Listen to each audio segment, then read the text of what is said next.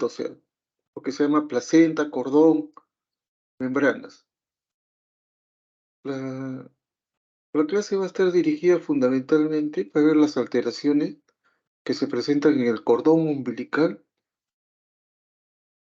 y en las membranas, ¿no? Porque lo que es placenta, eso lo ven ustedes en una clase cuando hablan sobre hemorragia de la segunda mitad, no vamos a repetir lo mismo. Vamos a concentrarnos entonces en lo que es la distosia del cordón umbilical y distosia de las membranas ovulares. Vamos a empezar por lo que son la distosia del cordón umbilical, conocidas también como distocias funiculares, ¿no? Distosia funicular o distosia del cordón son sinónimos. Ustedes van a escuchar muchas veces la operar cesárea por distosia funicular. Ya saben de que ha sido un problema del cordón. Por si acaso, a veces no saben qué es funicular. Se refiere al cordón umbilical. Creen que el cordón umbilical van a haber una serie de anomalías que provienen del cordón mismo, como los nudos, anomalías de vasos, rupturas, etcétera, ¿no? Anomalías de la longitud.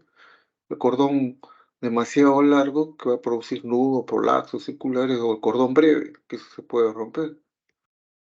Hay también la anomalía de inserción. El cordón, en vez de insertarse directamente en la placenta, se inserta en el margen o se inserta en las membranas ovulares, que se llama velamentosa.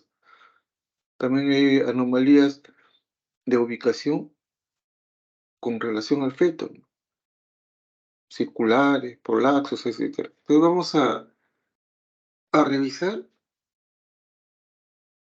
este tipo de anomalías, ¿no? Que pueden ocasionar dificultad en el proceso del parto, pueden producir sufrimiento fetal agudo, pueden producir muerte incluso del producto. Es importante que conozcan ustedes cuáles son las alteraciones en el cordón que pueden llevar a una alteración en la labor del parto y pueden poner en peligro la vida del feto. En primer lugar, tenemos las circulares del cordón. Las circulares del cordón es cuando el cordón, que es demasiado largo, se enrolla en algún segmento del cuerpo. Lo más común es que se enrolle en el cuello, como están viendo ustedes en la imagen de la derecha, o la de abajo, miren, en la imagen de la derecha ustedes ven ahí dos vueltas, ¿no? Una circular doble. Este tipo de alteración es relativamente frecuente y es peligrosa, porque si en el momento del parto tiene doble circular, eso se puede ajustar y puede asfixiar al feto. Entonces, normalmente cuando nosotros hacemos este hallazgo mediante la ecografía, se le programa para una cesárea. Existe mucho riesgo de que se vaya a ahorcar, ¿no? A veces, como en la imagen de abajo, puede haber una circular triple, cuádruple. Yo he tenido oportunidad de atender a una paciente con circular quíntuple, ¿no? Eso va a depender entonces mucho del, del largo del cordón. Se va a empezar a enrollar. Mientras más vueltas tenga, es más peligroso. Cuando hay una sola vuelta, es una circular simple, normalmente no hay ningún problema. Recuerden que más o menos el 23% de las pacientes que dan a luz vienen con una circular simple al cuello.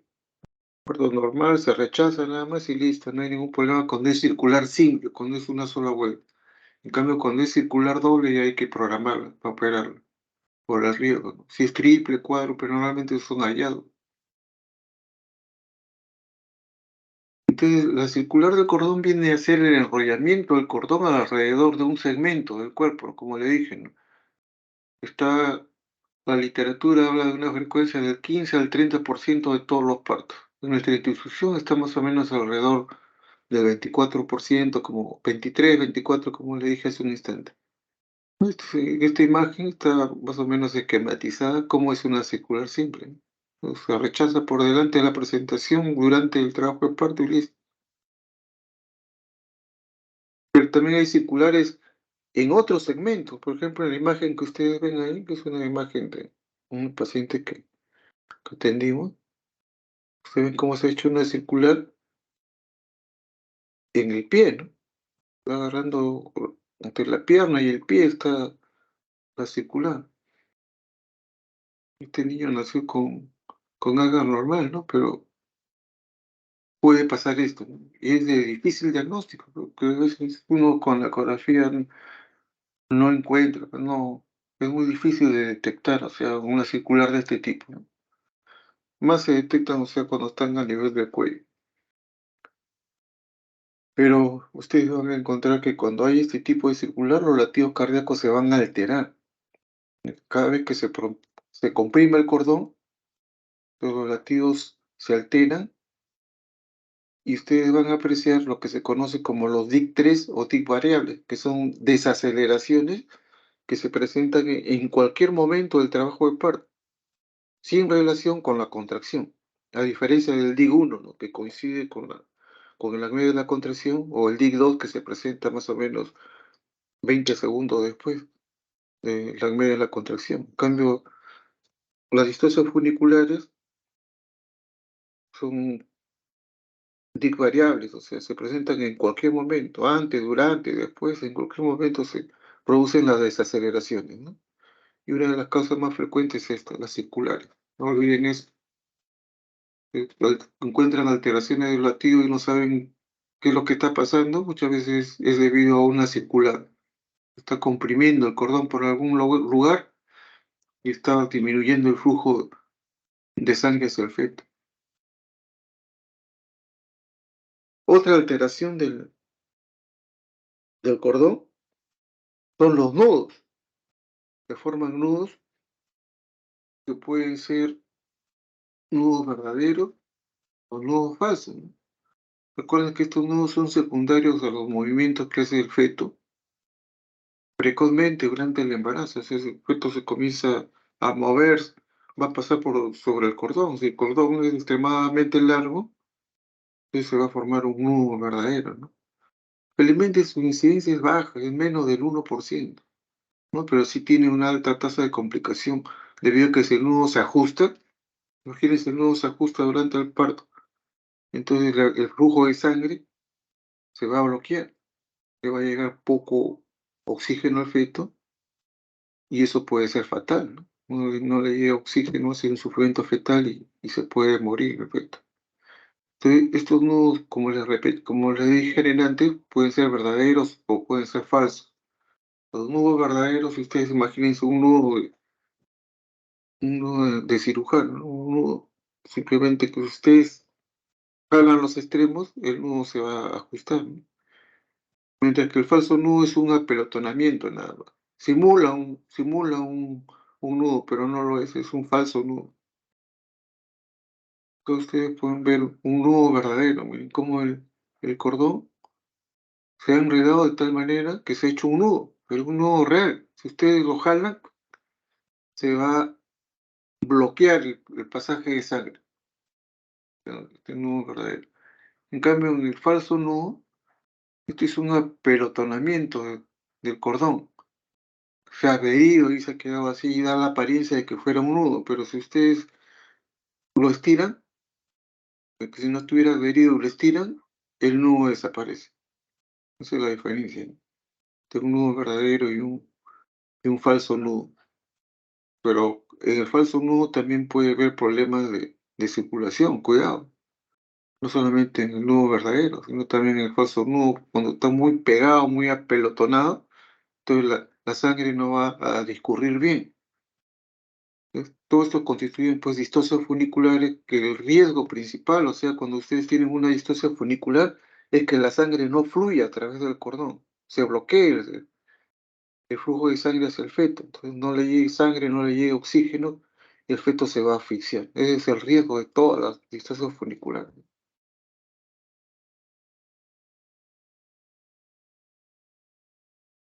El otro tipo de distocia funicular son los prolaxos del cordón, ¿sí?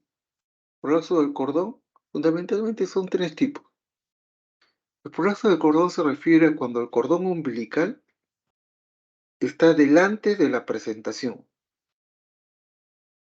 Entonces ustedes examinan la pelvis llegan al cervix y el cordón va a estar delante de la presentación. La mayoría de veces la presentación es cefálica, pero podría ser también poálica. Entonces el cordón está por delante. Cuando el cordón está por delante del polo de presentación y las membranas están íntegras, eso se llama procúbito de cordón. Se diagnostica tanto por tacto vaginal como por ecografía. O sea, ustedes examinan a la paciente, ingresan sus dedos a la vagina, llegan al cervix, el cervix está abierto, está dilatando, está en trabajo de parto, van a palpar las membranas ovulares, ¿no? Con líquido amniótico. Y detrás de las membranas no está la cabeza, no está el polo de presentación, sino está el cordón umbilical. Ustedes palpan el cordón ahí. Y detrás del cordón recién viene el polo de presentación. O sea, el cordón está por delante del polo de presentación y por detrás de las membranas. O sea, al medio, entre membranas y polo de presentación y esto. Entonces el procúbito es un peligro, porque si las membranas se rompieran ahí, bruscamente el cordón se sale, se prolapsa, se fuera. Y hay que también evitar de que el cordón vaya a ser comprimido por el polo de presentación. Cuando uno tiene una paciente con procúbito de cordón, ¿qué hay que hacer? Cesárea. No hay que darle chance vaginal por el riesgo de que el cordón se salga o por el riesgo de que la cabeza comprima al cordón y disminuya el flujo sanguíneo hacia el feto. Cambio, prosidencia, como está en el esquema, ¿no? La prosidencia, acá en este caso el polo de presentación es una presentación podálica o pelviana. Se ven que el cordón está por delante de la presentación y las membranas están rotas, ¿no? Pero el cordón llega al cuello, no sale hacia el exterior, no sale del cuello. Repito, cuando el cordón está delante de la presentación, pero las membranas están rotas, a diferencia del procúbito, y el cordón no sale a través del cervix, eso se llama prosidencia del cordón. También de la misma manera, o sea, en todos estos casos, procúbito, prosidencia, prolaxo, hay que hacer cesárea para evitar la compresión del cordón, ¿no? Ya este es un poco más severo. En el otro las membranas estaban íntegras, pero acá ya no. O sea, el cordón ya está en el canal cervical, se puede salir. Más riesgos es que salga. El prolapso del cordón ya es la salida del cordón umbilical, que ya no solamente está por delante del polo de presentación, ¿no? Sino que ya sale del cervix. Ustedes lo pueden encontrar en vaginas, en un tacto vaginal, el cordón está ahí en la vagina y a veces puede salir por la vulva hacia el exterior, como ven en la imagen, ¿no? Ahí está colgando ahí el cordón umbilical. Ustedes, para saber si tienen latidos o no, simplemente palpan el cordón y van a sentir el latido. Tienen que hacer lo posible, o sea, una cesárea lo más pronto posible, antes de que el bienestar del feto sea afectado, ¿no? Normalmente en estos casos, cuando la compresión del cordón es fuerte, digamos, por el polo de presentación, estando el cordón afuera, el niño se va a morir. Tenemos escasos minutos para poder sacarlo, ¿no? Es una cesárea de emergencia. Y esos son los tres tipos de distosia de prolapso del cordón, el procúbito, prosidencia y el mismo prolapso. En el procúbito y la prosidencia no sale a través del cervix. El procúbito está delante de la presentación con membrana interna. La prosidencia igualito, está delante de la presentación pero con membrana rota. Ninguno de los dos sale a través del cervix. Y en el ya llamado prolapso del cordón ya es cuando el cordón ya salió y las membranas están rotas pero sale del cervix, sea hacia vagina o sea hacia el exterior. Cualquiera de los prolapsos, en los tres casos hay que operar. Existe un caso en que el cordón no está por delante de la presentación, sino se queda al costado, en el lado lateral. Entonces se metió a la pelvis, pero se quedó en el lado lateral por la porción parietal o temporal de la cabeza del feto. Si ustedes examinan, van a examinar vagina, cervix, meten sus manos, las membranas pueden estar íntegras o rotas, palpan el polo de presentación, pero no palpan cordón. ¿Por qué? Porque el cordón no está adelante, está a un costado. Y eso ustedes no lo pueden saber. Lo que van a encontrar ustedes son alteración en los latidos cardíacos fetales. Lo monitorizan y ven que los latidos comienzan a caer. Entonces normalmente dicen está haciendo hipoxia, pasan a operarlo. Y cuando entran a hacerle cesárea, abren el útero y encuentran ahí el cordón. O sea, es un hallazgo, ahí, el cordón metido ahí en la pelvis a un costado de la cabeza. Esa era la causa por lo cual se estaban alterando los latidos cardíacos fetales, ¿no? Entonces tener presente siempre eso. En el esquema acá arriba, el esquema ahí ustedes ven como el cordón está a un costado de la región temporal, parietal de la cabeza del feto, ¿no? Está metido ahí en la pelvis. Hay mucho riesgo de comprimir, que de hecho se comprime y por eso se alteran los latidos cardíacos y termina necesario. El manejo, yo les dije, siempre hay que evaluar la condición fetal, comprobar condiciones del parto, ¿no? En los casos de prolapso se puede poner a la paciente en posición genupectoral. Entonces se pone así, digamos, con el pecho en la camilla, levantan sus nalgas y ustedes hacen un tacto así en esa posición para rechazar el polo de presentación, para que no comprima al cordón. Y así tienen que subir a sala de operaciones, impedir que el polo comprima el cordón, porque si no, no le llega oxígeno al bebé y se va a morir. Entonces tenemos que ir rechazando todo el camino, la presentación, se le va poniendo oxígeno, ¿no? A veces ustedes examinan y ya está casi completa o está completa, entonces pues más rápido va a salir por vía vaginal, simplemente rechazan el cordón, hace empujar y rápidamente sale el niño en minutos.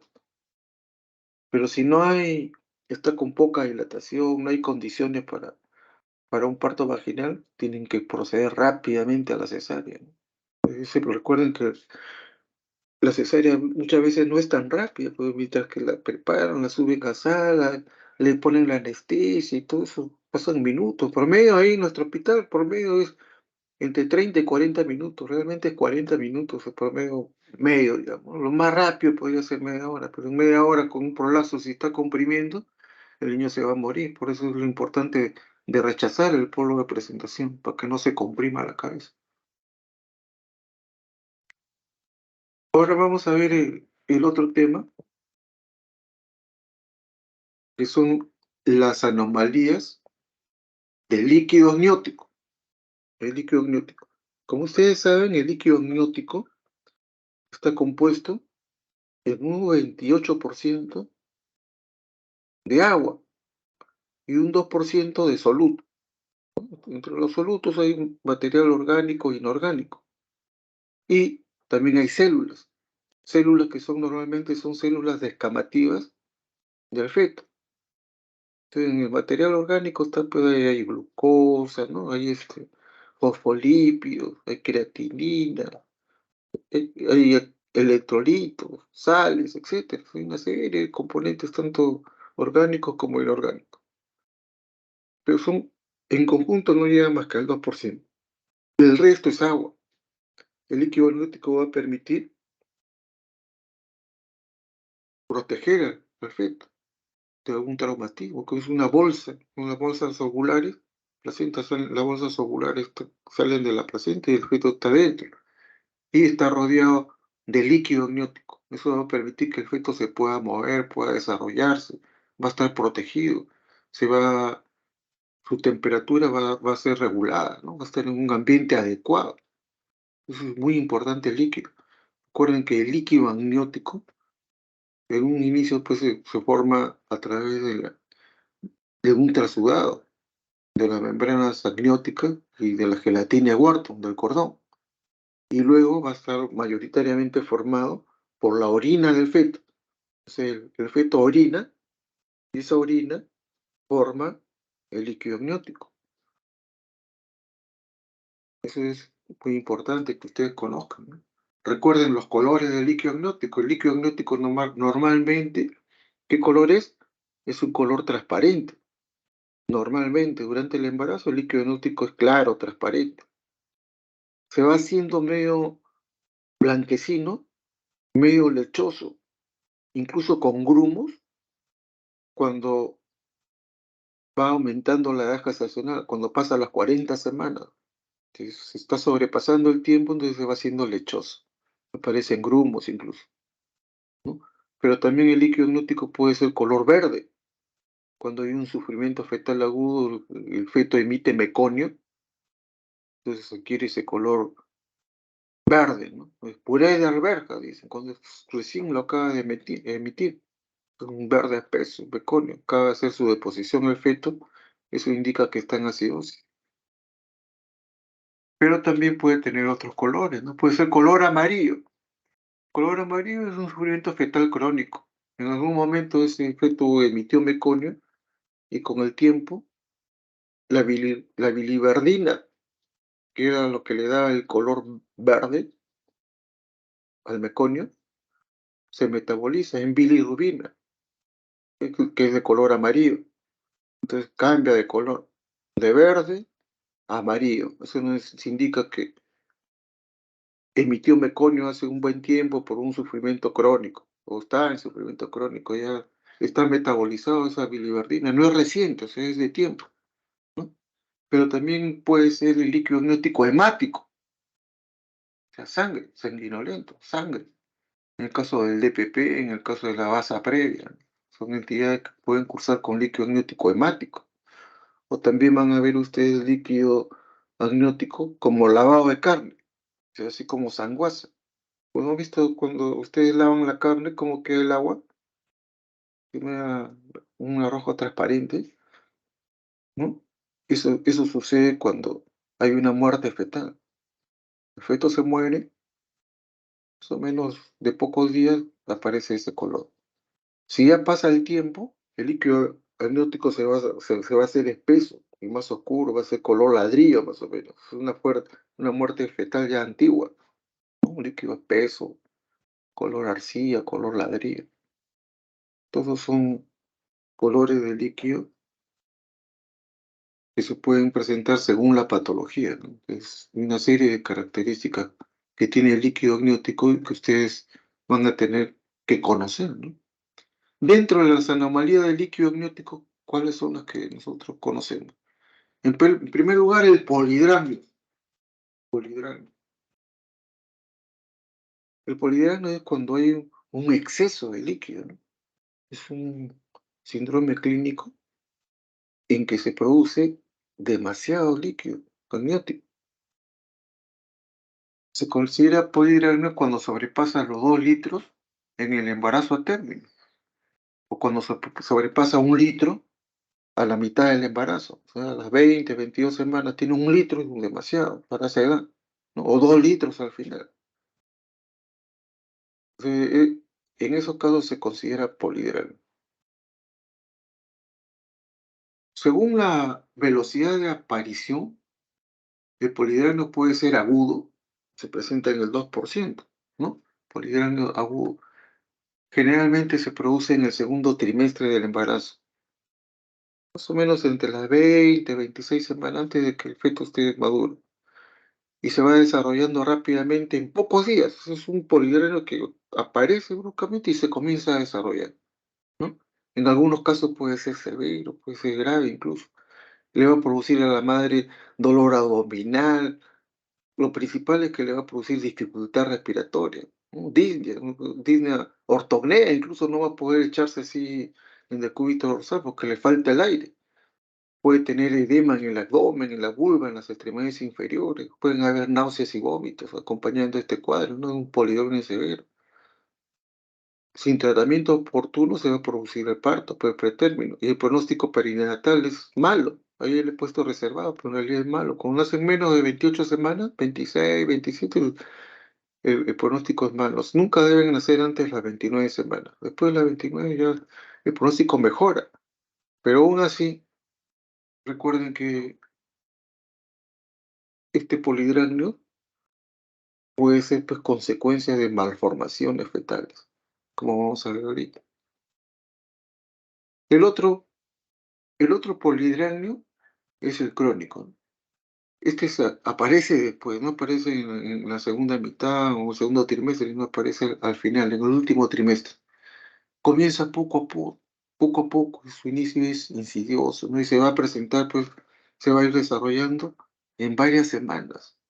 No produce mucho malestar en la mamá, o sea, la mamá mayormente no se queja mucho, pero va teniendo una barriga, un abdomen, una altura uterina más grande de lo normal, ¿no? Eso va a depender también del tipo de etiología que tenga. En un poligrano crónico más o menos de 25 al 40% es idiopático, o sea, no se conoce la causa. Un 20, 25 puede ser una diabetes mellitus, ¿no? Y otro porcentaje igual malformaciones fetales. También se produce polidranos de este tipo en las pacientes con embarazo múltiple. Pero ya en el tercer trimestre, o sea, el embarazo múltiple comienza a tener más líquido, el útero se sobreextiende y el parto muchas veces es prematuro, no es pretérmino en estos pacientes con embarazo múltiple. También la eritroblastosis fetal, pero ya la eritroblastosis fetal es ahora menos del 5%, ya no es tanto, ya menos, es 1 o 2%. En cambio, antes sí era mucho más frecuente. Ahora ya no se ve mucho porque se usa mucho la vacuna, pues, la inmunoglobulina anti-D después del parto.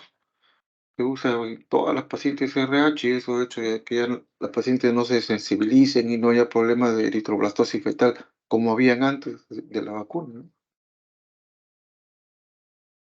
La etiología.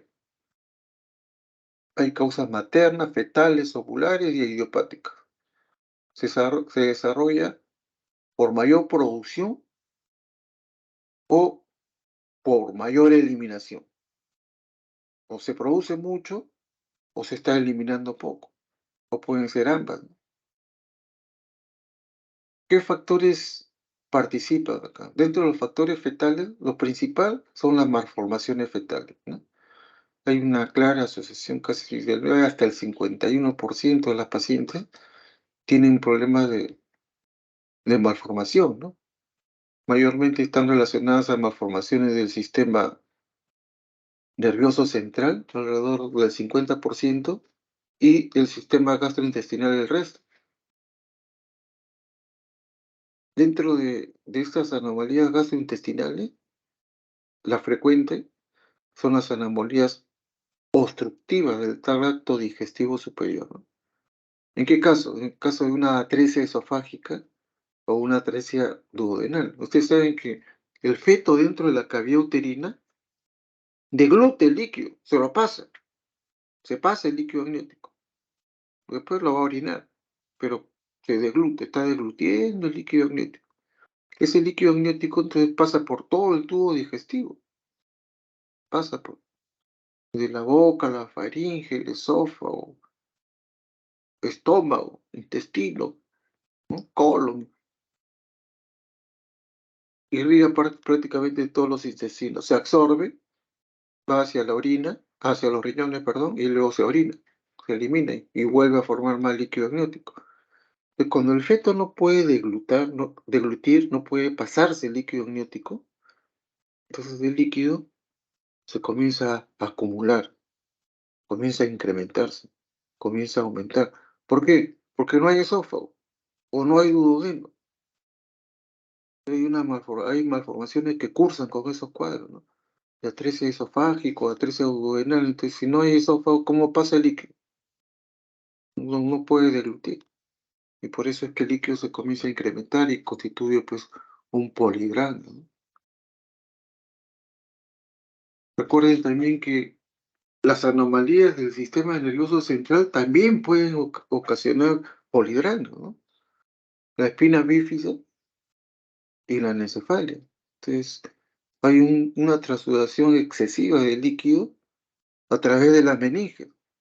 O sea, el feto comienza a perder líquido a través de la meninges, ¿no? En la espina bífida, ustedes saben que la columna vertebral está abierta, están expuestas ahí las meninges que cubren la columna vertebral. Entonces, comienza a haber un trasudado.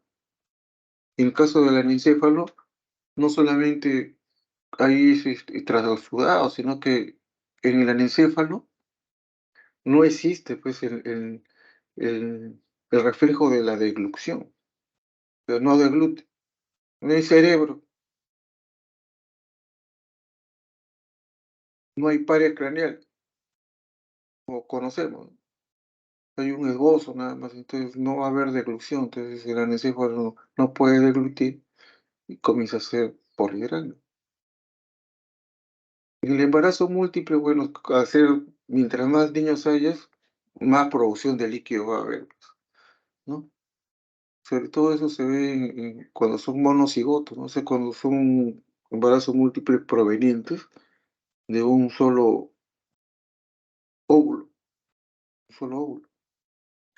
También hay factores maternos, como la diabetes mellitus, ¿no? En la diabetes mellitus hay aumento del tamaño y peso placentario, y su presentación es variable, ¿no? Entre el 1 y el 36%, pero está relacionado, o sea, ustedes normalmente sospechan porque son pacientes que tienen familiares diabéticos, mamá, hermana, tía, abuela, a veces vienen con antecedentes obstétricos, sus embarazos anteriores han tenido polidramios, o han tenido abortos, o han tenido macrosómicos, o han tenido prematuros, etcétera. Han tenido algún problema en los embarazos anteriores y con familiares diabéticos, y de repente te piensas hacer un polidragnio, y tú ya estás pensando que es por la diabetes, ¿no? La inmunización RH, que es, como le dije, la sensibilidad ya muy baja, ya no es el problema que había antes, ¿no? Pues se produce una anemia ahí.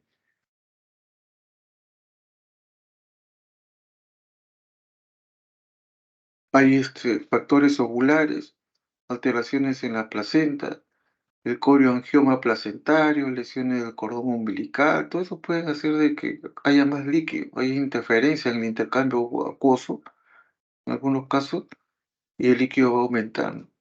Y hay un buen número de idiopáticos. O sea, la señora hace polidranos y no se sabe la causa. No es diabético, no hay malformación, no hay nada, y sin embargo hace polidranos. A ese grupo le llamamos idiopático. Y incluso se presenta el parto y nunca se llega a saber la causa. Debe haber una causa que todavía no ha sido descrita por la medicina. Como hay muchas cosas que no se conoce todavía la causa. La incidencia varía, ¿no? Pues según los autores. De 0,9, la clínica Mayo, que en el año 87. Ludwig hablaba de una incidencia de 1 a 62, a 1 sobre 754 casos en el 96, 1%, dice Schwartz, ¿no? Pérez Sánchez habla de 0,26 a 0,7, pero está por ahí, ¿no? Alrededor del 1%. Clínica. La clínica va a variar según el momento en que aparece el poliderno, ¿no? Es en la mitad del embarazo, es el último trimestre, al final, ¿no? Y con qué rapidez aumenta y qué volumen. Mientras más volumen de líquido haya, ahí almacenado en el útero, entonces el útero va a crecer más, va a llevar las vísceras hacia arriba.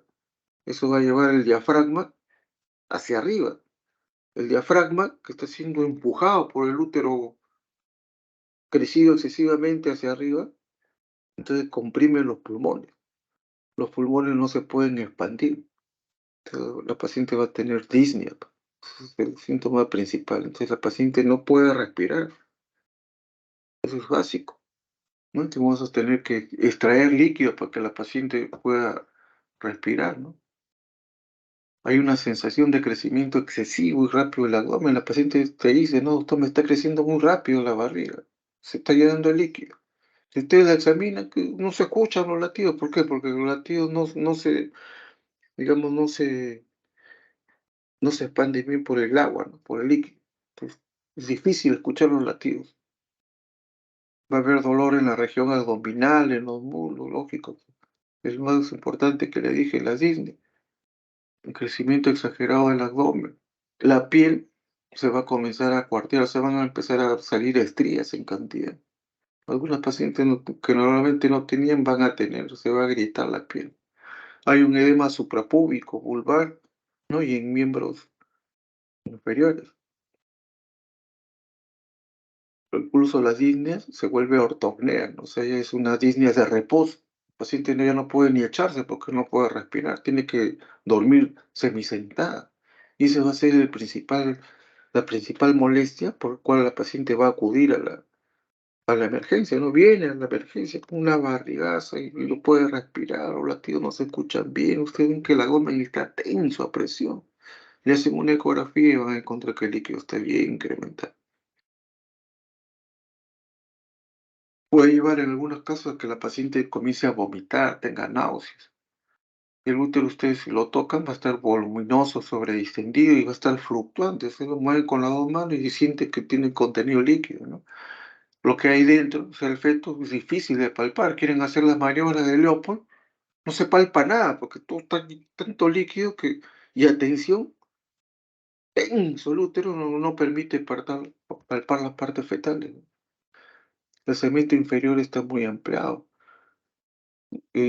Lo que pueden encontrar ustedes es el peloteo, ¿no? Ustedes golpean el feto por un lado y se va hacia el otro y comienzan a pelotear, pero no palpan las partes fetales exactamente, ¿no? Normalmente el cuello está largo o está algo de dehiscencia. Y los latidos cardíacos fetales, si los logran escuchar, se escuchan de muy baja intensidad, ¿no? Débiles, como se dicen débiles, así se escuchan, de intensidad. No se propaga bien el sonido a través del líquido, ¿no? Los latidos cardíacos no se propagan por el líquido, entonces por eso es que no lo podemos escuchar bien. El diagnóstico. ¿Cómo hacen el diagnóstico ustedes de un polihidramio? Primero por el cuadro clínico. Tienen que hacer una buena historia clínica, una buena anamnesis y un examen físico correcto, ¿no? El perímetro abdominal está muy amplio para la edad gestacional. ¿No? La altura uterina. La paciente tiene 32 semanas, yo espero que su altura uterina esté más o menos en 28, 30, por ahí, ¿no? Sin embargo, le examino y está en 40, con más de 40 de altura uterina, ¿no? Y con lo que le decía, no se palpa bien en la maniobra del Leopold, no palpan las partes fetales, es demasiado líquido. Si ustedes encuentran o le hacen una ecografía, la ecografía nos va a servir muchísimo, ¿no? En el polidrano leve, el lila va a estar más o menos de 25 a 30. En el moderado, el lila va a estar entre 30 y 35. Le digo más el lila, que es el más importante que pone en la bolsa. Recuerden eso ustedes. Y en el polidrano severa, el lila es el índice de líquido amniótico que se obtiene ecográficamente. Entonces, el índice del líquido amniótico va a ser mayor de 35.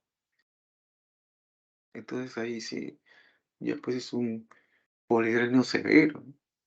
Cuando ustedes tienen un polidreno severo y la paciente no puede respirar, entonces hay que actuar inmediatamente. Hay que hacer el diagnóstico diferencial, ¿no? En caso de polidrnos agudo con la mola, ¿no? Enfermedad trofoblástica. A veces es una retención urinaria. Usted palpa, está barrigaza, está tenso, duele, dice, uy, es un polidreno. Mentira, es la vejiga. Una vejiga distendida, está haciendo retención urinaria y da la impresión de que es el útero lo que está distendido, ¿no? Hay que tener cuidado si ustedes preguntan. Recuerden que siempre esos exámenes deben hacer orinar a la paciente previamente antes de examinar. Es de cajón fundamental, sea tacto vaginal, externo, háganla orinar. El paciente dice, doctor, no puedo orinar, me duele. Ah, si no puede orinar, ya. ¿Desde cuándo no orina? Desde ayer no orino, doctor. Ah, bueno, esa es una retención urinaria. Pues si la paciente ya orinó y todo, entonces eso se descarta, ¿no? Entonces hay que pensar en, si no es poligramio, tratar de hacer el diagnóstico diferencial con los otros casos que estamos viendo acá, ¿no? El DPP también pone un útero distendido, tenso, ¿no? Que nos puede hacer confundir, pero esto es más raro porque acá la paciente está sangrando y a veces no sangra hacia afuera, ese es el problema, está sangrando hacia adentro y el útero se distiende y se encharca de la sangre. Es otro tipo de cuadro, muchísimo más severo que el poliedrano. El poliedrano crónico, siempre hay que tratar de buscar el embarazo múltiple, hay que hacer el diagnóstico diferencial con la ascitis, ¿no? La ascitis es un líquido que está en el abdomen, pero en el abdomen de la madre, no está dentro del útero. Hay pacientes que tienen bastante ascitis y el abdomen está a tensión. Entonces te dicen: "Uy, ¿qué es esto? Un poligrano". No es un poligrano, es una ascitis, es el líquido de la madre. De repente el, el útero está de tamaño normal, efecto normal, todo está normal. Lo que está incrementado es el líquido intraabdominal, o sea, la ascitis, ¿no? Que es otra cosa, es otra patología, es diferente, se debe a otras causas, no tiene nada que ver con el embarazo. A veces hay un gran quiste de ovario, ¿no? Ujú. Un quiste de ovario que es de contenido líquido. A veces hay quistes inmensos. Recuerdo yo haber operado una vez un quiste que parecía un abdomen, ¿no? Un útero grávido, parecía un útero grávido, un abdomen distendido y se palpaba feto, estaba todo distendido, no teníamos ni ecógrafo en esa época. Vimos quiste de ovario.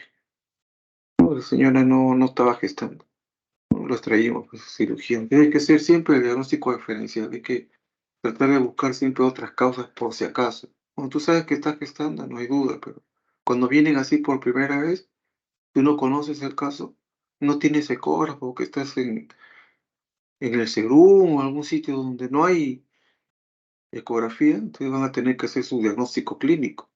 Entonces ahí vale hacer el diagnóstico diferencial clínicamente. Y la historia clínica es fundamental. El manejo.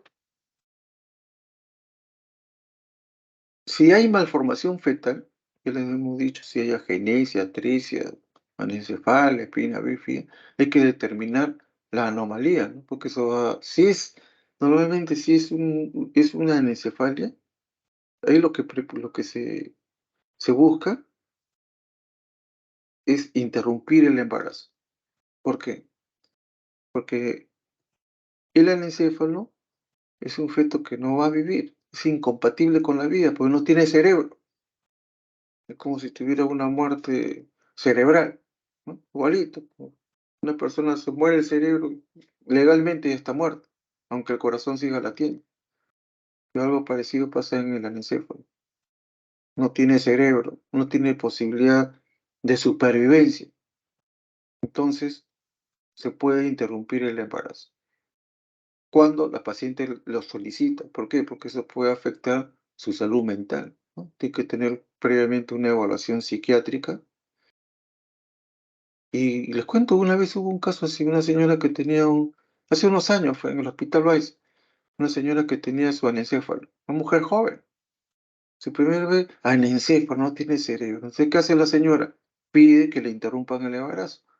Y tenía creo que 16, 18 semanas, le podían haber interrumpido. No, le dijeron, no, no se puede interrumpir. Pero la señora súper nerviosa. Cuando nació el feto, la señora se quiso suicidar, se tiró de un tercer piso y no murió, pero quedó paralítica. Mire, se fue a un tribunal internacional y demandó al Perú y el tribunal internacional le dio la razón a la señora. Y el gobierno peruano tuvo que pagar una millonada de indemnización. La señora casi se muere y quedó paralítica. Entonces, a raíz de eso es que se tomaron medidas, ¿no? Nosotros cuando tenemos pacientes con fetos que son incompatibles con la vida, ¿no? Es posible que viva sin cerebro, que se viva con agenesia renal bilateral, entonces esos niños no van a sobrevivir. Por gusto, o sea, seguir el embarazo. Más es el daño psicológico que le vamos a producir a la mamá. En esos casos se interrumpe. Pero bueno, ese es otro tema. Solamente los he traído a acotación nada más. Si no hay malformación y ustedes piensan en una inmunización, hay que hacer un test de Kuhn, si es que la señora es RH negativo, lógico, ¿no? Si están pensando que es una diabetes mellitus, hay que hacer una prueba de tolerancia a la glucosa. Ahí se descarta una diabetes mellitus, una diabetes gestacional. Ustedes saben que la diabetes mellitus muchas veces debuta en el embarazo. El embarazo es diabetogénico, tiende, o sea, a incrementar la glucosa, disminuir la insulina. Entonces es diabetogénico. Pacientes que tienen familiares diabéticos, que han tenido antecedentes obstétricos, ¿no? De muerte fetal, de prematuro, de poligrano, de macrosómicos, etcétera. hay que hacerle siempre una prueba de tolerancia a la glucosa. Pues si eso sale positivo, quiere decir que la paciente es diabética. Si sale negativo, no es diabética.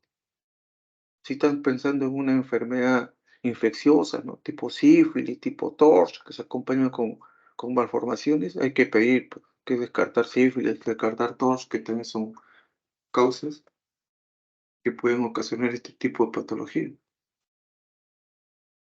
El tratamiento, ¿qué hacemos cuando la paciente tiene polidrán? Durante el embarazo, primero reposo, observación, y hay que prepararla por si acaso va a ser un parto prematuro. No administrar diurético. ¿Por qué? Porque si ustedes disminuyen el volumen intraocular, este va a disminuir la perfusión del útero y la placenta, así le va a llegar menos líquido al feto. Cuando el polidrano es severo, hay que hacer una amniocentesis, o sea, hay que evacuar el líquido, no hay que sacar. He visto casos que le sacan 2, 3, 4, 5 litros, he visto sacar a algunas gestantes, ¿no? Imagínense la cantidad de litros, 4 litros le han sacado y le han dejado uno todavía ahí adentro. Pacientes que han entrado ahí al hospital porque no podían respirar, fundamentalmente. No podían, ¿no? O con ortopnea, podían dormir. El dolor y el malestar era tremendo. Entonces ahí tienes que drenaje, ¿no? Hacer un amniodrenaje, que drena ahí, lentamente van drenando la mayor parte del líquido. Si es por un mal formado, hay que explicar a la paciente, ¿no? Que se le ha evacuado tal cantidad de líquido, pero que eso se va a volver a llenar con el tiempo. El paciente tiene que saber. Y si se vuelve a llenar, ¿qué hay que hacer? Hay que volverle a evacuar. Así hasta que el feto esté maduro y ya pueda nacer, ¿no? Después de las 34 semanas, pues la posibilidad ya de terminar el embarazo. Normalmente, ¿cómo hacen para la amniocentesis? Lo hacen guiada por una ecografía para saber dónde van a insertar la cánula, ¿no? Una cánula número 18 en el abdomen, ahí debajo del ombligo, pero guiándose siempre con la ecografía. No va a hacer que esté la placenta ahí y vayan a perforar la placenta. Normalmente se extrae de alrededor de 1 litro hasta 2 litros. Se pueden traer normalmente. Pero como le digo, yo he visto extraer hasta 3 y 4 litros. Porque no es lo normal, ¿no? Lo normal es que se extraigan de 1 a 2 litros para aliviar los síntomas. Una vez que se extrae esa cantidad de líquido, ya la paciente se va a sentir aliviada, se va a sentir mejor, va a poder regresar a su casa, seguir haciendo sus cosas. ¿Hasta cuándo? Hasta que se vuelva a llenar otra vez. ¿Cuánto tiempo? No sabemos. De repente ya no se vuelve a llenar de la misma cantidad como estuvo antes, no sabemos. Pero recuerden que el trabajo de parto prematuro y la afección respiratoria son los que nos van a decir en qué momento vamos a repetir el procedimiento. Porque inicia su trabajo de parto o no puede respirar, entonces hay que volver a evacuar el líquido hasta que esté a término. Por lo menos que llegue a las 34 semanas. Y ahí tiene mayor posibilidad de supervivencia el feto. Pero son las medidas que se toman, ¿no? Pero hay algunos medicamentos que también sirven para disminuir el líquido. Uno de ellos es la indometacina. La indometacina va a reducir la producción de líquido amniótico. Viene en tableta de 25 miligramos. Entonces ustedes le pueden dar 3 a 4 veces por día, ¿no? En realidad nosotros damos 3 veces al día, 75 miligramos, se puede dar hasta 4 veces al día, ¿no? De 75 a 100. Entonces, ¿qué va a hacer la indometacina? Va a aumentar la resorción de líquido por el pulmón fetal, favorece una menor producción de orina, la eliminación del líquido amniótico del comportamiento fetal a las membranas, o sea, va a favorecer que se elimine el líquido y que se produzca menos. Es importante, o sea, ustedes lo pueden dar, sobre todo cuando aparece lentamente, se administra y con eso se va controlando, digamos, el incremento del líquido amniótico, ¿no? Durante el parto, si ustedes someten al trabajo de parto a una señora con polidragnia, hay que romperle las membranas cuando está con 3 a 4 centímetros. Recuerden que no le deben romper así con el amniótomo. ¿Qué? ¿Qué es lo que deben hacer? Pues si usted rompe con el anótico va a estallar, ¡plá! Y se puede salir el cordón. Es un prolapso de cordón y el niño se muere por el prolapso. Ten mucho cuidado. Entonces la ponen en tren del embur, cabeza hacia abajo, pelvis hacia arriba, extremidades más altas. Entonces ponen un espéculo ahí, o puede ser también sin espéculo. Entonces, con una aguja larga comienzan a hincar, sin contracción, comienzan a hincar el líquido. Comienzan a hincar las membranas. Hacen como una especie de criba, como una coladera, digamos. Hincan 5, 6, 8, 10, 15 veces, y por cada huequito comienza a salir el líquido lentamente. Permiten, como una ducha sale, o sea, como una ducha que sale el agua, sale así por cada huequito, igualito va a salir en este tipo de agnotomía que le estamos haciendo. Entonces, con eso vamos a ir reduciendo la cantidad de líquido. Se reduce, se reduce, se reduce, se reduce. Conforme se reduzca, va a permitir que la cabeza vaya encajando, se acomoda y encaje. Hay que controlar bien los latidos porque el cordón, el mayor peligro ahí a hacer este tipo de procedimiento es que el cordón se salga, se prolaxe. Te van a someter a riesgo de feto, ¿no?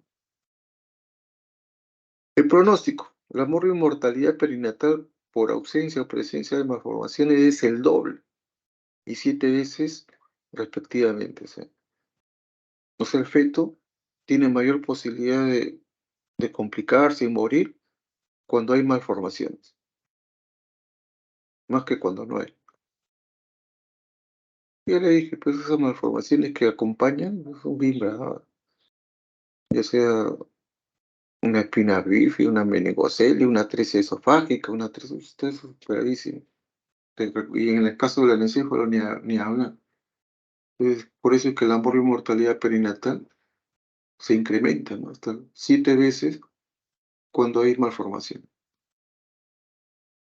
Las complicaciones. Antes del parto, el parto prematuro, lógicamente. Los síntomas maternos severos, sobre todo, ya les dije, la disnea, ¿no? También puede haber compresión ureteral. La paciente a veces hace hidronefrosis, ¿no? No puede pasar la orina a través del cordón que está demasiado comprimido por la cantidad de líquido, ¿no? Esto es raro. Pero lo más frecuente son los síntomas severos y bueno, que a veces se adelanta el parto. En el momento del parto, el DPP, ¿no? Tanto líquido, tanta tensión, tan sobre distendido el útero que pues eso puede favorecer un DPP y el otro, ¿no? Que es el prolaxo. El prolaxo es fundamental. Se sale, se rompe el membrana, ¡plaf! Se sale el cordón. A veces no se sale el cordón. Si está en podálico, pues se sale un pie. Si está de cabeza, se puede salir la mano. Pero eso no es problema si se sale la mano. Se llama presentación compuesta. Se atiende el parto nomás con la mano y no hay problema. Sale. O se sale el pie, sí es el problema, hay que ser cesárea. Si sale el cordón, peor, es una emergencia, es el gran riesgo de que el niño se muera. Y en el puerperio inmediato, o sea, después de que se produzca el parto, ustedes han atendido, vamos a suponer, un parto de una paciente con polidragnis, con un útero sobredistendido, ¿no? Entonces, sale el líquido, sale el feto, sale la placenta y el útero ya no contrae. Ustedes le ponen oxitocina, le hacen masaje y tal, y nada. O sea, la sobredistensión, cuando está así largo tiempo, se vuelve resistente a los oxitóxicos. Hay muchas veces la hemorragia es tan intensa que terminan pues en sala de operaciones, ¿no? Ya sea empaquetando el útero y en algunos casos hasta sacándolo para poder controlar la hemorragia, si no la paciente se muere. Muy bien, entonces hemos visto lo que es el polidragno. Rápidamente vamos a ver ahora lo que es el oligodragno, o sea, acá es lo contrario, ¿no? Acá es lo contrario al polidragno, mientras que en el polidragno había exceso de líquido, acá va a haber poco líquido, ¿no? Entonces hay una disminución del volumen de líquido amniótico.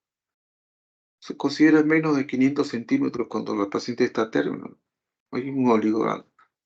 Se puede decir oligoagnios o oligodragnios, es igual. Más se usa el término oligoagno. ¿Cómo se clasifica? Desde el punto de vista clínico, tenemos el de tipo 1 del segundo trimestre y el de tipo 2 o del tercer trimestre, ¿no? El de tipo 1 del segundo trimestre se presenta pues entre las 13 y 27 semanas, que es lo que dura el segundo trimestre, ¿no? Es menos frecuente, 2,4 por 1000 pacientes, y se asocia a malformaciones congénitas, sobre todo renales. ¿Se acuerdan que yo les mencioné que el líquido amniótico se formaba por la orina del feto? Pues el feto orina y ahí se forma el líquido amniótico, ¿no? Una forma, es una fuente, digamos, fuente principal. Bueno, cuando no hay riñones, no hay orina. Y si no hay orina, va a haber muy poco líquido. Una de las fuentes acá pues, está afectada, ¿no? Y estas malformaciones aumentan la tasa de mortalidad perinatal en el 85%. Hay una serie de malformaciones del riñón, ¿no? Pero tanto la displasia renal como la agenesia renal, o sea, no hay riñones o tiene dos riñones que no sirven, en esos dos casos, la mortalidad en esos casos llega al 100%. No hay posibilidad de supervivencia. O sea, un niño no puede nacer y vivir sin riñones, imposible.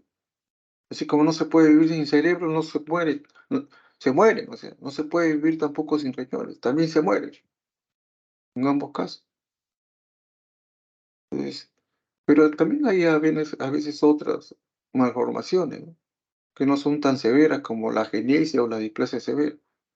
Pues se dice la mortalidad del 85, pero aún así es muy alta. Tienen ustedes oligoaños del comienzo, olvídate, eso es casi siempre problema renal. Riñón no está orinando. Pero hay otro tipo de oligoaño que aparece después. O sea, hace su primer trimestre normal, ¿no? Segundo trimestre normal. Y de repente en el tercer trimestre, después de las 28 semanas, 30, 32 semanas, comienza a ser oligoaño. El líquido se comienza a reducir. Entonces tú dices, bueno, se ha perdido líquido, se ha roto la fuente. Haces toda la evaluación, no, nunca ha habido pérdida de líquido. Entonces se está produciendo menos. ¿Y por qué se está produciendo menos? Porque hay una restricción en el crecimiento intrauterino, porque hay una insuficiencia placentaria. La placenta está siendo alterada. ¿Recuerdan que yo le dije que la placenta, a través del cordón, de la gelatina de Wharton y del acné, también producían líquido amniótico? Cuando se afecta, también se va a afectar la producción de líquido amniótico. Entonces va a disminuir, ¿no? El RSIU es una de las causas. ¿Cuándo? Es debido a una insuficiencia placentaria. Falla no solamente la placenta, pues el feto se deja de alimentar bien, porque la placenta es la que lo alimenta. Se comienza a restringir su tamaño, ¿no? Comienza a adelgazar y ya no crece. ¿Por qué? Porque no se está alimentando bien. ¿Y por qué no se alimenta bien? Porque la placenta es la que está alterada y se produce poco líquido. Pero ojo, ¿no? La placenta también sirve para que el feto respire. ¿Y cómo sabemos si el feto está respirando bien o mal en una paciente con RSI? Midiendo la flujometría Doppler. Mientras el Doppler esté normal, el embarazo continúa. Si esté con RSI severo y esté con oligoaños, si el Doppler está bien, el embarazo continúa. Por eso tenemos que hacer flujometría Doppler semanal para darle tiempo a que el feto madure. Una vez que ya está maduro, todo ya recién podemos sacarlo. Ese es el RSI es un tema aparte, ¿no? Pero lo menciono acá porque es también causa de una disminución del líquido amniótico. Pero en realidad el RSI es todo un tema que se debe desarrollar en una clase. Etiología, cuando son anomalías del aparato renal, ¿no? Tenemos la genesia renal, los riñones poliquísticos, la obliteración ureteral. La genesia renal y la displasia renal, casi. En la genesia renal no hay riñones, y en la displasia renal hay riñones que no sirven, ¿no? Pero también hay riñones poliquísticos, obliteración ureteral, todo eso puede ocasionar de que haya menos líquido, ¿no? El RSIU, ya le mencioné, en el RSIU tipo 2, ¿no? O RSIU asimétrico que se presenta en el tercer trimestre por insuficiencia placentaria, cursa también con poco líquido. El embarazo prolongado, ¿no? Cuando el embarazo pasa a las 41, 42 semanas, entonces entra en insuficiencia placentaria. El feto ya detiene su crecimiento porque ya no se alimenta bien por la placenta. Tampoco ya se va a producir buena cantidad de líquido amniótico, ¿no? Entonces es una de las causas. Y hay una etiología idiopática, ¿no? Que uno no sabe por qué tiene poco líquido. Has hecho todos los estudios y no encuentras nada. Has hecho ecografía, no hay malformaciones, no hay nada, no hay restricción en el crecimiento, la edad gestacional es normal, todo, pero tiene oligoamia. Y no ha perdido líquido, por si acaso. Recordar siempre que existen trastornos y condiciones que se asocian, ¿no? Tenemos causas o trastornos fetales, ¿no? Las anomalías congénitas, síndrome de las bandas amnióticas, o sea, el año se pega y no deja un buen desarrollo, ¿no? La tetralogía de Fallot, ¿no? Defectos sectales, la holoprosencefalia, el meningocele, encefalopedia, todas esas son malformaciones del sistema nervioso, ¿no? La genesia renal, la displasia renal, la extensión ureteral, las triploidías, la trisomía, el síndrome de Turner, el hipotiroidismo, agenesia del sacro, radio ausente, hendiduras faciales, residuo, muerte fetal, embarazo prolongado, membrana rota, todo esto te va a ocasionar que haya poco líquido. También de las causas maternas, ya decimos, la principal es la insuficiencia útero-placentaria. La hipertensión arterial, la preeclampsia, ojo, van a ocasionar poco líquido porque van a ocasionar una insuficiencia útero-placentaria, una insuficiencia placentaria. Por eso es que va a ser poco líquido en el caso de la preeclampsia, ¿no? La diabetes mellitus es más frecuente que produzca polidramio. Cuando la diabetes es muy avanzada, más bien puede producir lo contrario. En vez de producir fetos macrosómicos o polidramio, puede producir fetos chicos y oligoamia, cuando es avanzada. La ingesta de inhibidores de prostaglandina, sintetasa, bueno, eso sería iatrogénico, eso no será placentario, el DPP o transfusión de gemelo a gemelo, ¿no? Transfusión de gemelo a gemelo, si un gemelo le transfunde al otro y el transfusor se queda chiquitito, con poco líquido, desarrolla poco y el otro está más gordo, ¿no? Cuando hay una alteración ahí que un feto le está transfundiendo sangre, le está transfundiendo todo al otro. Eso hay que corregirlo. Felizmente ahora se corrige intraútero. Ya en la maternidad de Lima están haciendo con láser operaciones que van a electrocoagular los vasos por donde se está transfundiendo. Y muchas veces se logra la supervivencia de ambos fetos. Y siempre, como le dije, hay una causa idiopática que no se conoce la causa.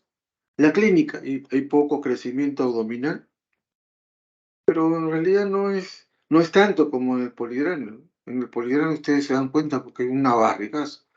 Acá hay una disminución tanto de líquido, pero no es como para que nos llame mucho la atención. Lo que sí, la paciente va a decir que no se le mueve mucho el bebé. ¿Por qué? Porque no, como no hay líquido, no tiene dónde moverse el bebé, no tiene espacio, digamos, para moverse. Si ustedes miran la altura uterina va a ser menor de lo que ustedes esperaban, pues, ¿no? El contenido va a ser más fácil de palpar. Ustedes se palpan bien todas las partes blandas, palpan la espalda, las extremidades, la cabeza, todo se palpa bien porque hay poco líquido. Si la señora tiene su pared abdominal delgada, se palpa facilísimo, ¿no? La incidencia varía entre 0,4 al 5,5%. El diagnóstico se hace fundamentalmente con la historia clínica. Entonces, una buena historia clínica y le hacen su ecografía, van a encontrar un ILA disminuido, ¿no? Normalmente el ILA es debajo de 5, ¿no? Los bolsillos de líquido están de 2 centímetros para abajo. Una de las medidas que nosotros podemos tomar es la amnioinfusión, ¿no? O sea, inyectarle líquido para mejorar.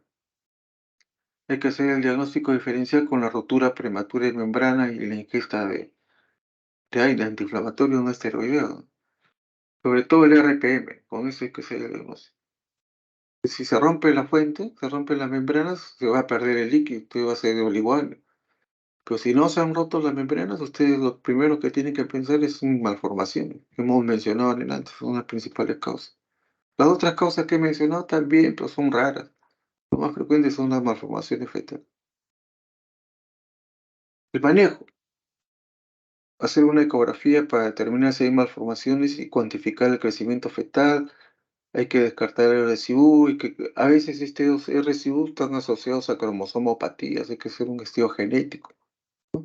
El tratamiento de reposo, si es muy marcado el oligoamnios, hay que terminar el embarazo. Hay que procurar siempre que llegue a la semana 29, nunca antes de la 27.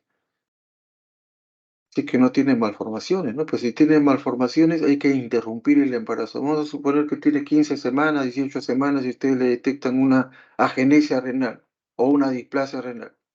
Eso es incompatible con la vida. Por gusto va a seguir ese embarazo. Entonces eso le va a ocasionar daño psicológico, emocional, mental a la señora. Usted, señora, solicita, la evalúa el psiquiatra y si el psiquiatra determina de que puede haber daño mental, ¿no? Entonces la paciente solicita y la junta médica decide. Entonces, la junta médica revisa el caso y de creerlo conveniente, lo aprueba y acepta la interrupción del embarazo. Si la junta médica lo rechaza, el embarazo tiene que continuar.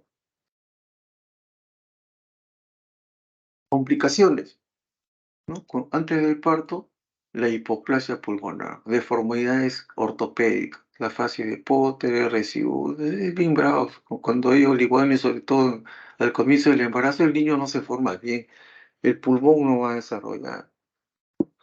Como no hay líquido, las extremidades van a estar comprimidas contra el abdomen, entonces el niño va a salir totalmente deformado, su columna va a estar muy hiperlordosa y las extremidades van a tener formas, pues, totalmente disparejas y desviadas. Es terrible, o sea, si además tiene otro tipo de malformación, ahí lo mejor es interrumpir el embarazo, ¿no? Cuando hay una malformación incompatible con la vida. Cuando uno atiende un parto con poco líquido, cuidado, que puede haber sufrimiento fetal, ¿no? ¿Por qué? Porque se comprime el cordón. No es que no hay líquido, el cordón está ahí, va a estar siendo apretado por el feto. Puede apretar contra la pelvis, contra las paredes del útero y puede ocasionar eso. Siempre el parto tiene que ser monitorizado. Cuando tienen ustedes una paciente con poco líquido, sea cual sea la causa, ¿no?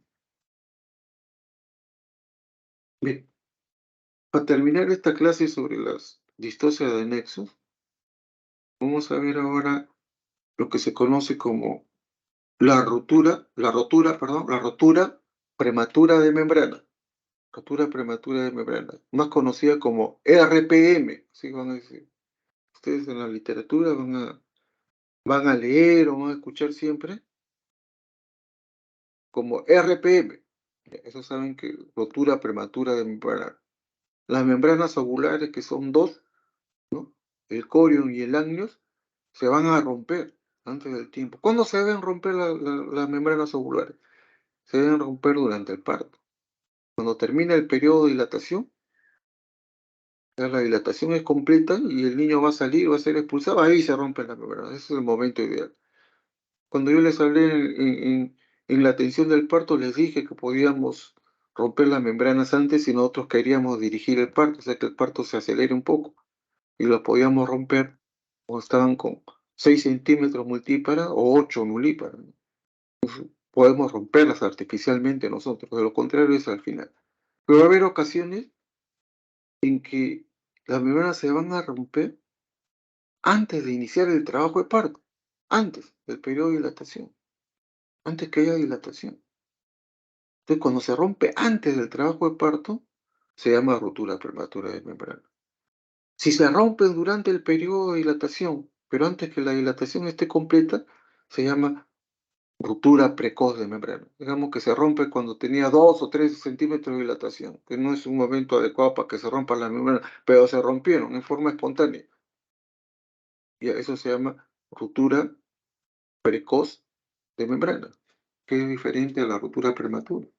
Ahora, la ruptura prematura se puede romper en cualquier momento del embarazo. Y ustedes tienen que tener presente que si se rompen las membranas,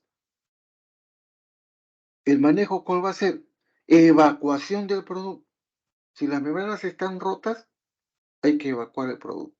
Cuando se rompen antes de las 22 semanas, no se llama RPM, se llama aborto inevitable. Vamos a suponer que tiene 16 semanas y se rompieron las membranas. ¿Ya? Ese es un aborto inevitable, hay que evacuarlo. Se rompió a las 10 semanas, igualito. Se rompió a las 20 semanas, las membranas, igualito, hay que evacuarlo. Se rompió a las 22, hay que evacuar. A las 24, igualito, hay que evacuar. Se rompió a las 40 semanas, hay que evacuarlo. 37, hay que evacuarlo. En todos los casos hay que evacuarlo, excepto cuando, cuando está entre las 26 y 33 semanas. Ahí hay que tener un tratamiento conservador. ¿Para qué? Para darle oportunidad de supervivencia al feto. Si tiene menos de 28, tiene 26, 27 o 28 semanas, hay que procurar que pase las 29 semanas como mínimo.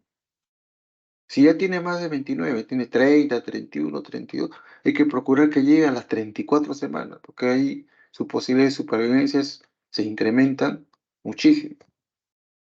Ese es más o menos el objetivo, ¿no? Cuando uno tiene ruptura prematura de membrana, recordar siempre, ¿no? De que uno lo evacúa, ¿por qué? Por el gran riesgo de infección. Cuando se rompe la fuente, los microbios van a ascender a través de la vagina, van a infectar las membranas, van a infectar al feto, van a infectar la placenta, pueden infectar el útero, pueden pasar a la circulación, pueden producir una sepsis, pueden producir un shock séptico, pueden producir muerte de la paciente. O a veces no se muere, pero terminamos sacándole el útero, haciendo histerectomía para desfocalizar el foco infeccioso, ¿no? Todo eso puede pasar cuando hay una rotura de membranas. Es un cuadro muy importante. La infección, lo que tenemos que prevenir. A veces como consecuencia de la infección se produce también hemorragia. Se infecta todo el útero y no contrae ya. Es una hemorragia, es una atonía. Después del parto, lógicamente. Bien, entonces vamos a ver esta clase rápidamente para terminar. Definición. Se entiende por rotura prematura de membranas la solución de continuidad de las membranas ovulares antes del inicio del trabajo de parto, ¿no? Para algunos por lo menos una hora antes, con la consiguiente salida ¿de qué? Del líquido amniótico, ¿no? Recuerden que ruptura prematura de membrana se llama así después de las 20 semanas, según la FIO, o 22 semanas, según la OMS. Antes se llama aborto inevitable. O sea, no hay RPM, no hay ruptura prematura de membranas a las 18 semanas, no hay. Si se rompe, eso no se llama RPM. ¿Cómo se llama? Aborto inevitable. Por favor, hay que diferenciarlo bien. Cuando es en la segunda mitad del embarazo, ahí sí ya no se llama aborto. En la primera mitad se llama aborto inevitable, en la segunda mitad se llama ruptura prematura de membrana. La etiología, fundamentalmente infecciones, ¿no? A veces la infección, los gérmenes que vienen de la zona genital se extienden a las membranas, producen una corioamnionitis, hacen que esta membrana se ponga muy lábil y se rompa, ¿no? A veces infecciones de otros aparatos, ¿no? Como la IT, debilitan las membranas y predisponen a la ruptura. No es ruptura, es rotura, por favor. Equivocado ahí. Nutritivas. La deficiencia de ácido córbico de vitamina C puede ocasionar RPM. ¿Por qué? Porque esta vitamina va a reforzar la consistencia del colágeno, es la que da la estabilidad a la membrana. Cuando hay un déficit de vitamina C, las membranas se vuelven muy frágiles. Entonces, fáciles de romper, se rompen solos, espontáneamente, cuando hay un déficit marcado de vitamina C, ¿no? Es una de las causas, las infecciones, las causas nutritivas y los traumatismos, ¿no? Entonces, la señora se cae, la golpean, la patean, la atropellan, etcétera. Un golpe directo sobre el abdomen, rompe. A veces también hay causas iatrogénicas. Queremos hacer un procedimiento, poner el espéculo, meter algo ahí, hacer poner un, bueno, se me fue. O pueden hacer un cerclaje, ¿no? O poner un pesario ahí en el alrededor del cuello, que ustedes pueden terminar rompiendo la membrana. Eso en forma iatrogénica, ¿no? Que no lo he puesto ahí, pero también son causas. La frecuencia varía entre un 4 y un 18% según los autores, ¿no? La importancia del proceso radica en que es causa de alrededor del 40% de los partos pretérminos. O sea, de todos los pretérminos que tenemos, entre el 30 y el 40% es ocasionado porque las membranas se rompen antes de tiempo. Entonces, como yo le dije, tenemos que tomar una conducta conservadora, pero a veces no se puede. ¿Por qué? Porque se infecta. Una vez que se infecta, una vez que aparece un signo, así sea, de infección, inmediatamente hay que terminar el embarazo, ¿no? Operarla o parto vaginal, según las condiciones que hayan, pero hay que terminar el embarazo. Hay factores predisponentes, como cuáles, la multiparidad, las presentaciones y situaciones anómalas, ¿no? Un feto hipoálico, un feto en transversa, ¿no? La presencia de polidrácteos, que se hace una sobredistensión no solo del útero, sino de las membranas, pueden estallar y romper y se sale todo el líquido, ¿no? Malformaciones fetales, la incompetencia cervical, la desproporción cefalopélvica.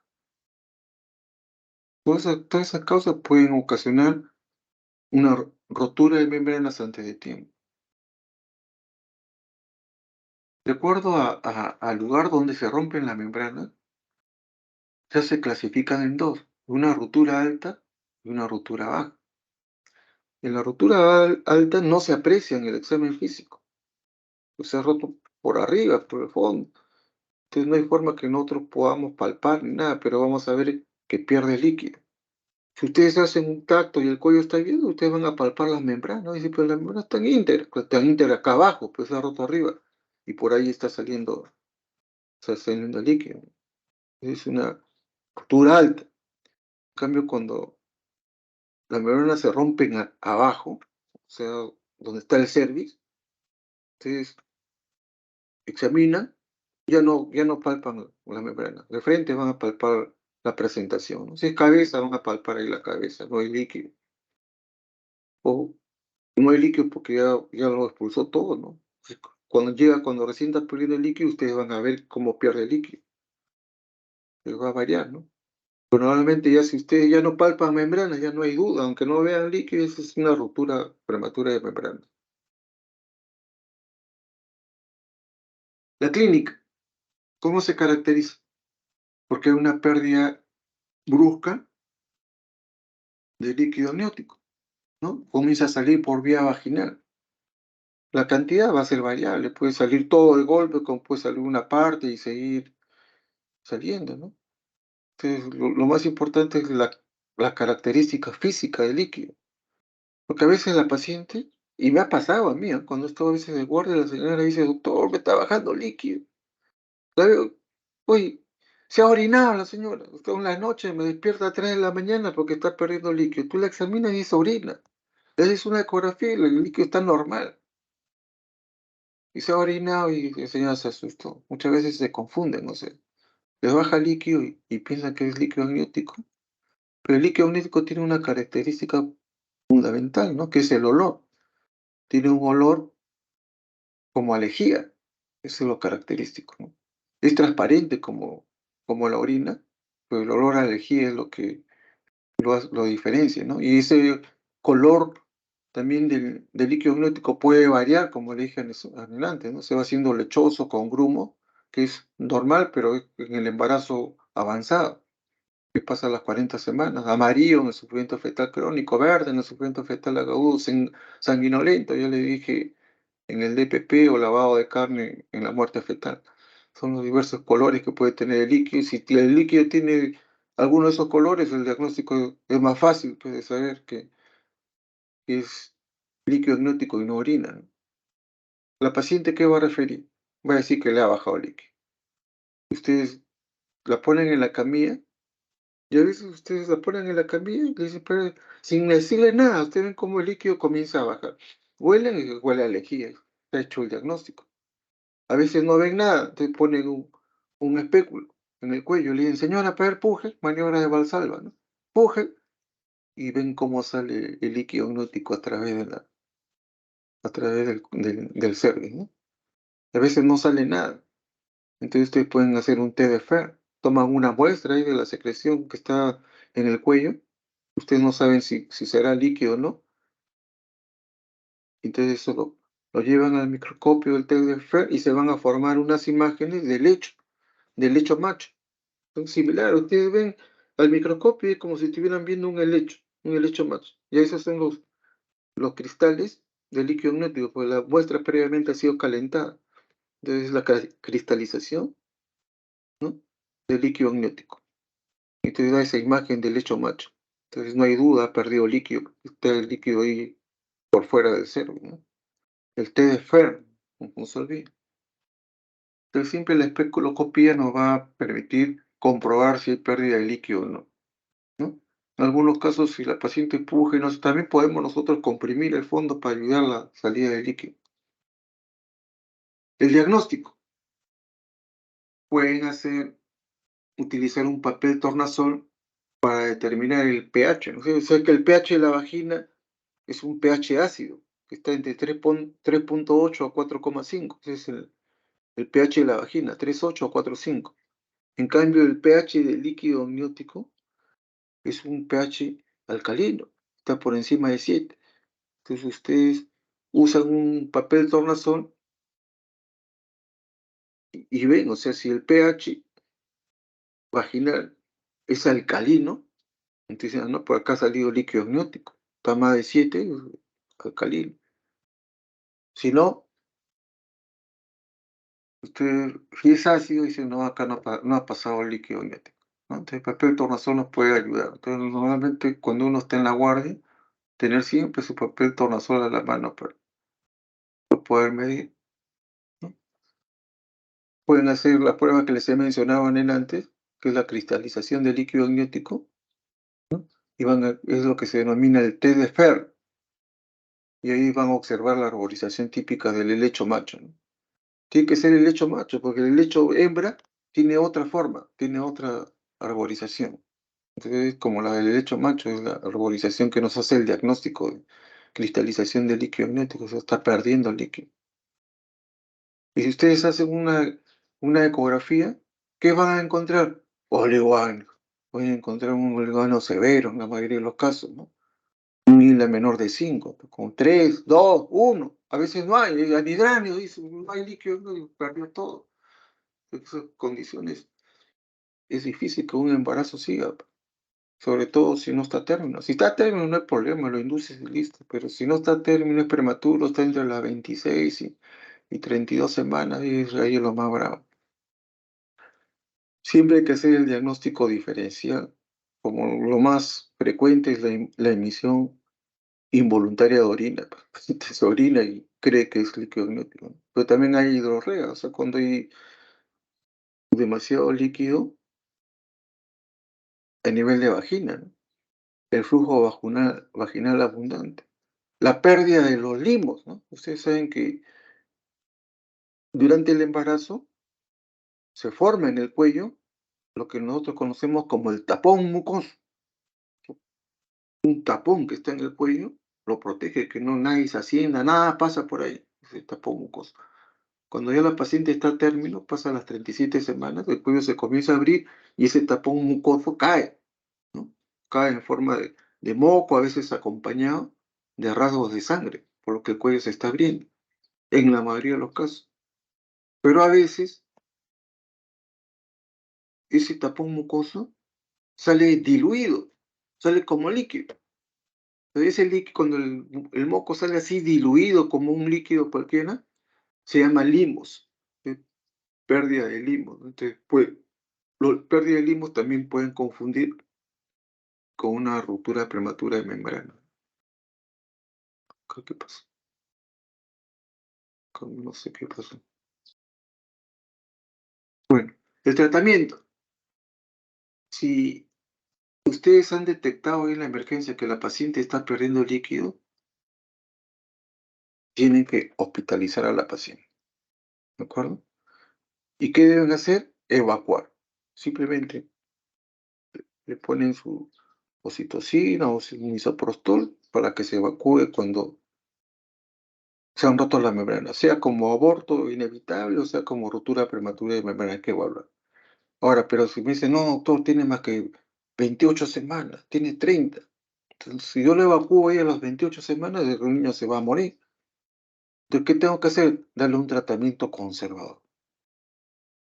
Tratamiento conservador. Entonces, ¿qué hago en ese tratamiento conservador? La hospitalizo y la pongo en reposo absoluto. Señora, no se debe levantar, porque si se levanta se va a perder el poco líquido que tenga. Segundo, se prohíben los tactos. Nadie se hace tacto. Cuando uno hace tacto está llevando los microbios de afuera hacia adentro, va a infectar. Entonces, prohibido, restringir. Solamente en caso de que arranque trabajo de parto podemos hacer un tacto, si no, no. Se restringe totalmente los tactos vaginales.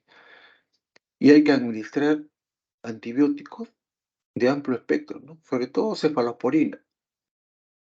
A partir de las 6 horas, acuérdense, a partir de las 6 horas se considera contaminado y a partir de las 12 horas de una RPM se considera infectado. Entonces hay que darle antibiótico. Como les digo, el tratamiento definitivo de la ruptura prematura es la interrupción del embarazo y evacuación del producto, ¿no? Que se puede ser por parto vaginal o por cesárea, pero hay que terminar, hay que evacuar. Y en el caso de las 26 de 32 semanas, el tratamiento es conservador, tratando de llegar a las 34 semanas en la medida de lo posible. Pero este tratamiento conservador, en esta etapa, ¿qué va a incluir? Que tenemos que monitorizar. ¿Qué cosa vamos a monitorizar? En primer lugar, el pulso. El pulso es lo primero que se altera cuando hay una infección, cuando hay una corionitis, lo primero, la taquifignia.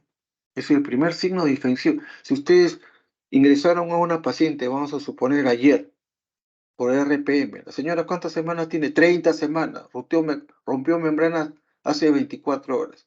Ya le están dando antibióticos, la tienen en reposo y comienzan a monitorizarla. Y en eso encuentran que el pulso está en 120. Está haciendo taquifignia ya. Tienen que terminar el embarazo ahí inmediatamente.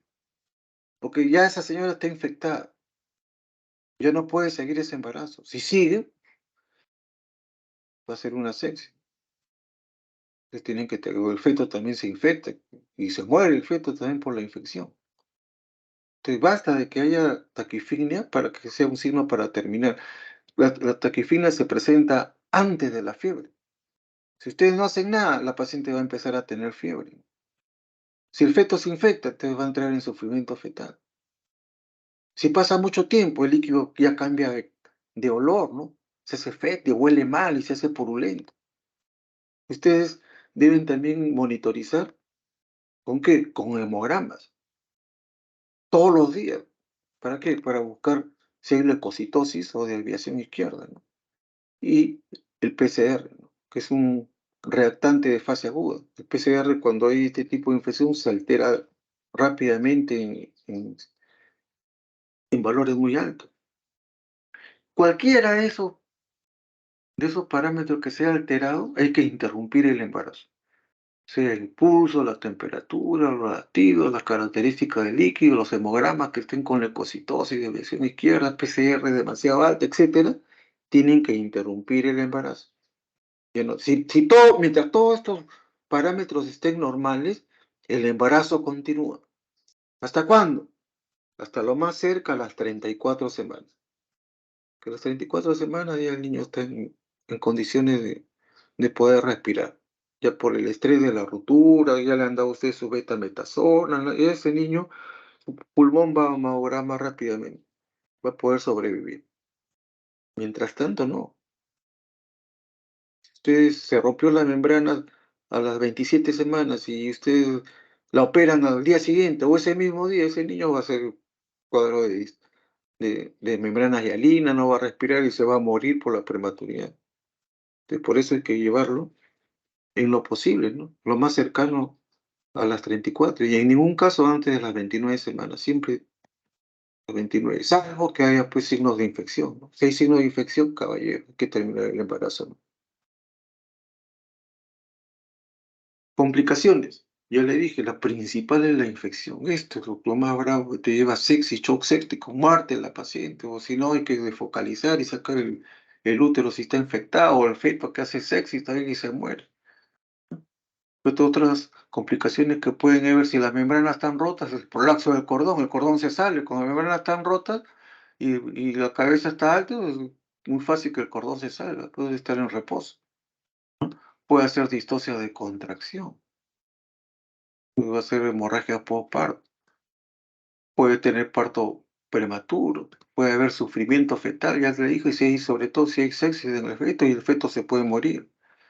Siempre hay que verificar si existe inmadurez pulmonar fetal debido a que el síndrome de compromiso respiratorio son las causas más comunes de mortalidad y morbilidad neonatal, ¿no? O sea, si el feto está maduro, pulmonarmente hablando, ese niño va a poder nacer, pero si no está maduro, se va a morir, pues esa es la causa más común, como le digo.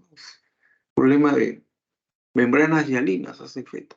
No respira, sus pulmones no pueden expandirse porque no están maduros, no hay surfactantes, no hay forma como respiren solo entre aire, y los alvéolos no se pueden inflar de aire porque no hay surfactantes. Siempre hay que esperar pues la madurez, ¿no?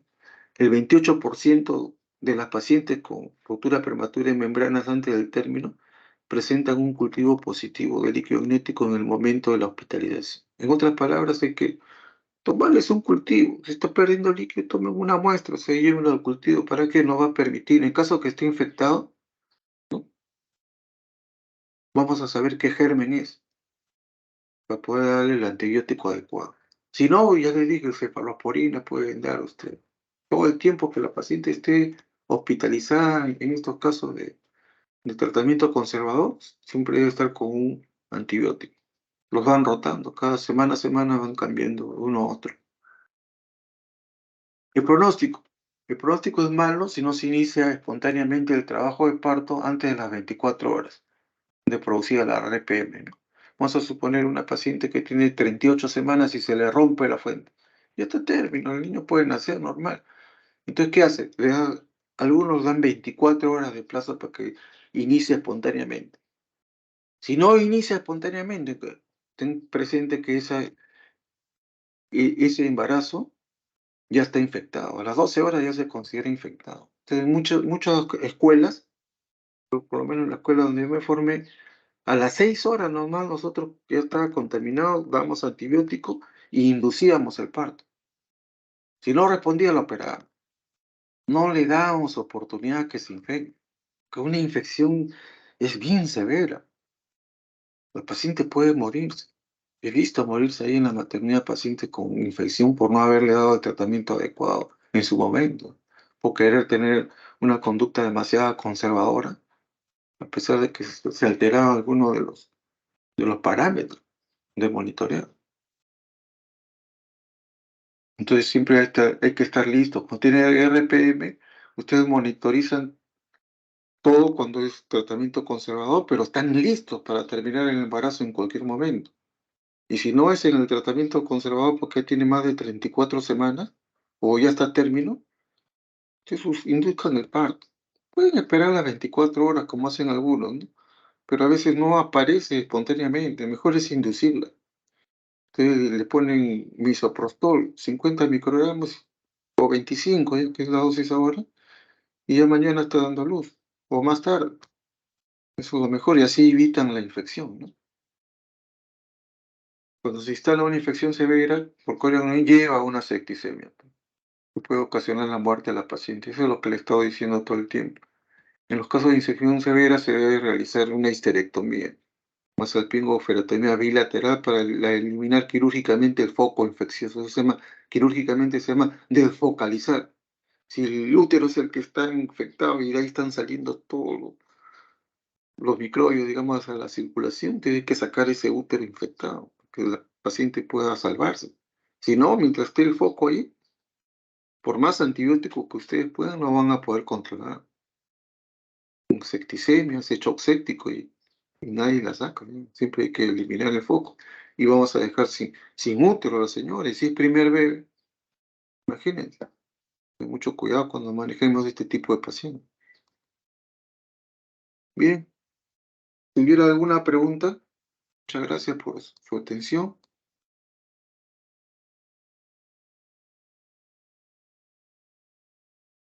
¿Tienen alguna pregunta? Bueno, Doctor, sí, buena tarde. ¿Qué tal? ¿Cómo está?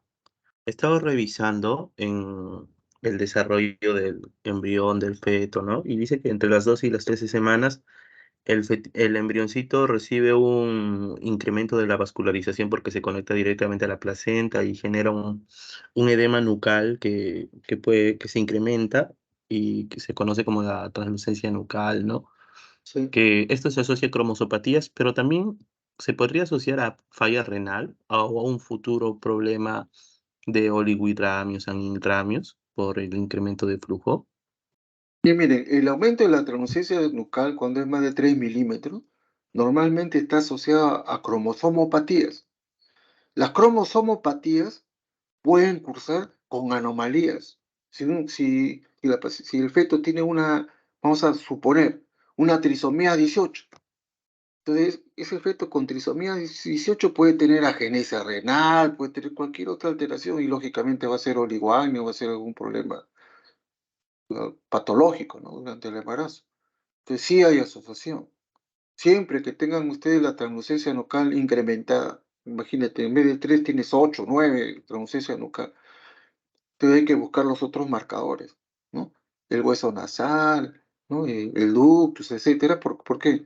Porque nos va a permitir saber si que hay una cromosomopatía presente o no. Si queremos estar seguros, debemos hacerle un cariotipo.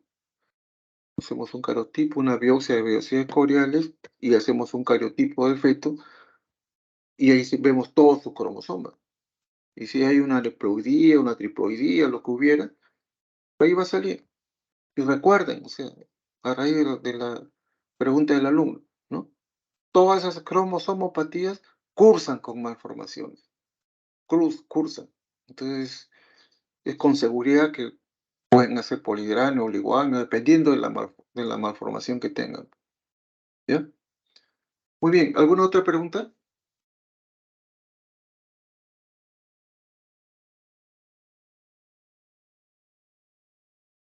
Veo que no hay preguntas. Después cuando pasan visita conmigo les pregunto, no saben nada.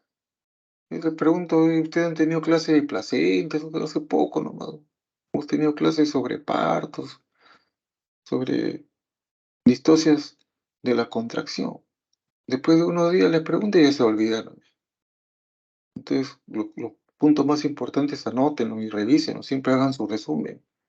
Y lean y traten de, en la práctica, de buscar casos de lo que ustedes han leído. De ahí no se olvidan nunca. Ustedes ven un caso en la visita, se acuerdan de lo que han leído. Cuando ven el caso ya no se van a olvidar. Si solamente han escuchado la clase y no han anotado nada, de repente han estado prestando atención a otra cosa, entonces les va a durar poco el conocimiento. Pues estudian para el examen nomás. Entonces de eso no se trata. Ustedes ya van a ser internos dentro de poco. Entonces, todos esos conocimientos tienen que saberlo. Es importante, pues todo eso se ve en la práctica. Traten siempre de anotar lo importante y lo que no sepan, preguntar. Ustedes van, pasan visita conmigo y casi no preguntan. No preguntan, la teoría, nadie pregunta, o muy pocos preguntan.